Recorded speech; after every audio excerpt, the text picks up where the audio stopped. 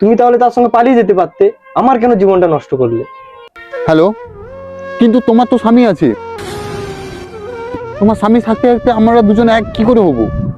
আমার স্বামী যদি আর না থাকে, কি করে সম্ভব এটা? ওকে ডিভোর্স দিয়ে দেবো, নলে মেরে ফেলবো।